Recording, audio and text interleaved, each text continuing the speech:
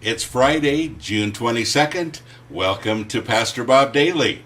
This is the fifth and final installment of a five-part series called The Five Serious Flaws of the Modern Church. And this one today I'm calling Not Enough Local Outreach. And it really is the one that I'm probably the most passionate about of all five of these things.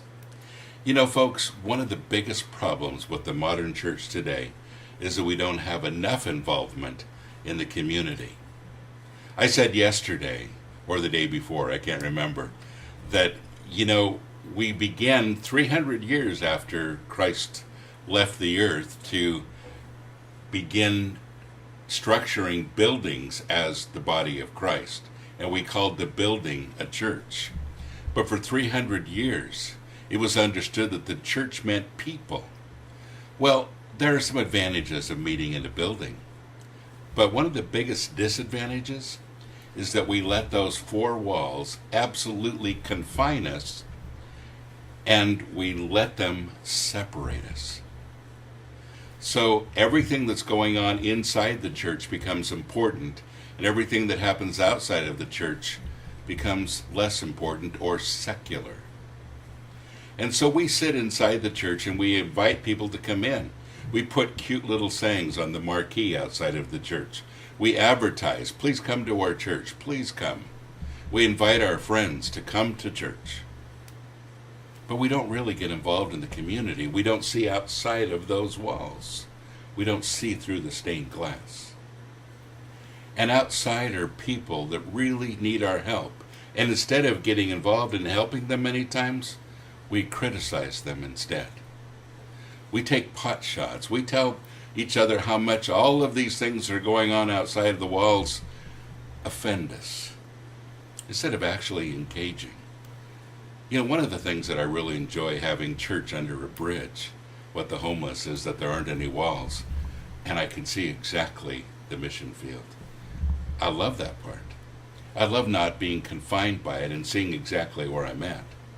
But the other thing that I love is that I feel like I'm really making a difference. Now, this is not a look at me thing. I have been in both sides of this debate, and I realize that I probably am not balanced still.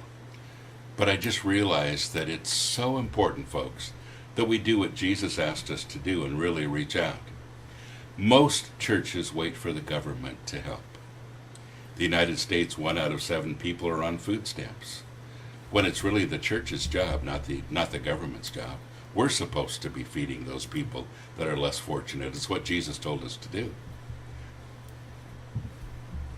Can't find people to do it. It's difficult. Some churches are involved, very few. In fact, of all the money that comes into a church, usually much less than 10% goes to outreach. The rest of it goes to pay salaries, to pay the building expenses, all of those. And I want to challenge pastors today, and I realize you're going to shake your head and say, Pastor Bob has gone way too far this time. I'm going to challenge you to spend 50% of your total money that comes in on outreach. I think that's fair.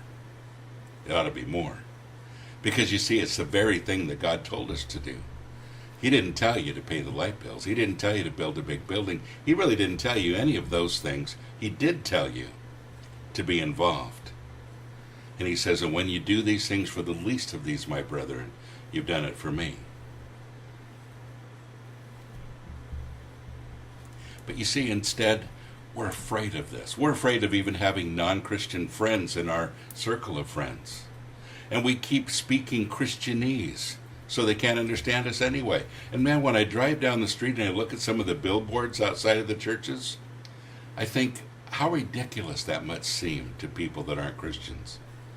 We use King James English. We speak in Christian terms that they don't have any idea about. We speak in Christianese. But the biggest problem is this, folks. When you're not involved outside of those walls, you miss the biggest blessing you could ever have. You see, your faith really becomes meaningful when you pass on your blessings. If you're blessed with something, it feels really good to share it. It feels great to share it. when you're helping somebody else with it. If you just hoard it, if you just keep it, you really become miserable with your stuff. And so this is number 5.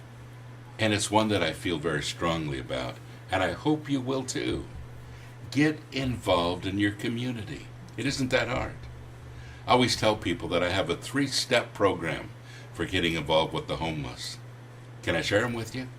You don't have to write it down. I think you'll remember. Step number 1, find the homeless. Step number 2, find food. Step number 3, feed them. Well, I realize it's not all that simple, but it is doable, and you can do it as well. And homeless is only one of the things that we ought to be involved with. Yesterday we talked about your spiritual gifts. How does that fit in the community? What can you do to help? And when your church comes together and realize that outreach in the local community is really important, your church will begin to grow spiritually, emotionally. And folks, it's not enough just to, send money to a distant country and think, okay, we're doing evangelizing. You need to be involved with it personally, not just your money, your time, your effort, you. I hope you will. God bless you. Have a great day.